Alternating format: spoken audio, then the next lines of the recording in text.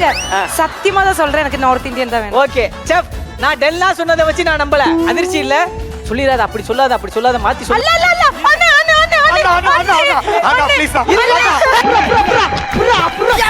அவனை நம்பாதீங்க, என்ன நம்புங்க.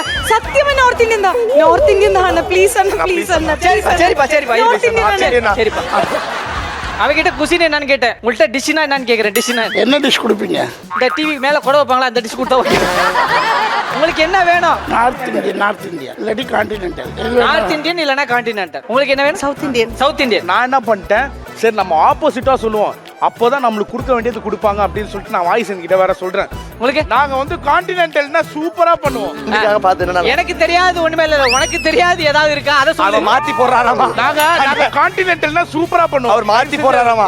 Okay done. அண்ணா நார்த் இந்தியன் அண்ணா, நார்த் இந்தியன் அண்ணா ப்ளீஸ் அண்ணா. நான் எல்லாத்தையும் கேட்டுட்டேன், எல்லாரும் கொடுத்ததையும் நான் மாத்தி கொடுக்க போறேன். ஆனா நிக்கி கேட்டது மட்டும் தான் அவனுக்கு அப்படியே கொடுக்க போறேன். அவன் என்கிட்ட கான்டினென்டல் கேட்டிருக்கான் செஃப். நிக்கி கேட்டதை என்னால மறுக்க முடியாது. அவன் வார்த்தை இங்க யாருமே தட்ட மாட்டாங்க.